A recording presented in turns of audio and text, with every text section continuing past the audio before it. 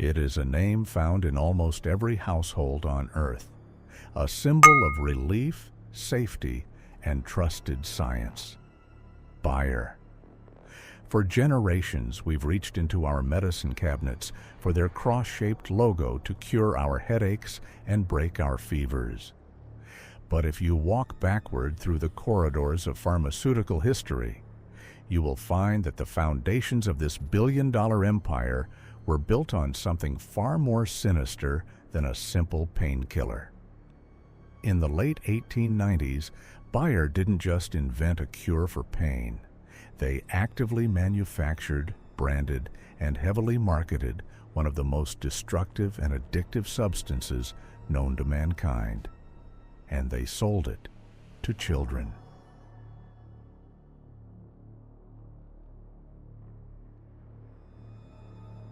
The year was 1897.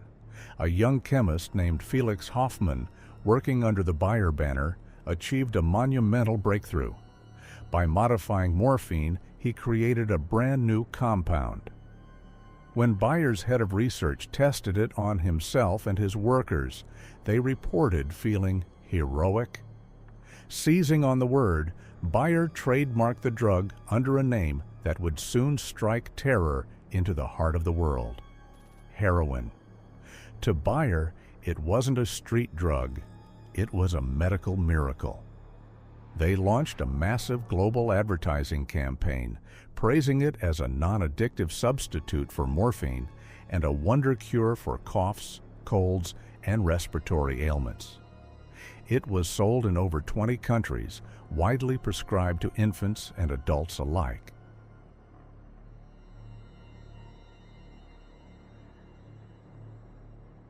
For years, the cash rolled in, and the Bayer empire grew exponentially. But beneath the shiny marketing veneer, a horrific crisis was brewing in communities across the globe. Patients who took the medicine for a simple cough quickly realized they couldn't stop. The non-addictive miracle was actually turning thousands of regular citizens and helpless children into severe addicts. By the early 1900s, hospitals were flooded with people suffering from intense withdrawal. It took nearly 15 years of mounting casualties before Bayer finally ceased production under immense international pressure. But the damage was done. A corporate giant had inadvertently laid the groundwork for a global epidemic that continues to claim lives to this day.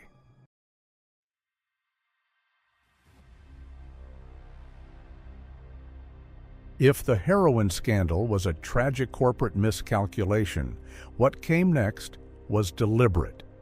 During World War II, Bayer became part of IG Farben, a massive German chemical conglomerate. This conglomerate became a vital gear in the Nazi war machine, actively operating factories right inside the concentration camp complexes. Archival records reveal that the conglomerate used forced labor on a horrific scale, testing experimental drugs and chemicals on prisoners against their will. It is a chapter of corporate history so dark that the company's wartime director was later convicted of crimes against humanity at the Nuremberg trials.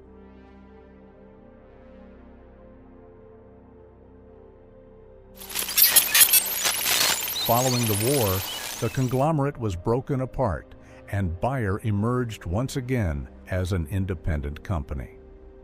Through meticulous rebranding, brilliant marketing, and the monumental success of Aspirin, the dark ghosts of the 19th and 20th centuries were quietly locked away. Today, Bayer is a pillar of global health and agriculture, its dark past entirely invisible to the average consumer buying a bottle of pain relief. But history remembers. It reminds us that behind the clinical brilliance of the world's most powerful empires, the line between medicine and poison is often written in profit. The bottles in our medicine cabinets may be clean today, but the history behind them is permanently stained. If you want to see the mask slip on more of the world's most powerful corporate empires, make sure to subscribe to FinalGirl. We're digging up the dark secrets they tried to bury, one brand at a time. Click that notification bell so you don't miss our next unmasking, and drop a comment below. Which company should we investigate next? Thanks for watching.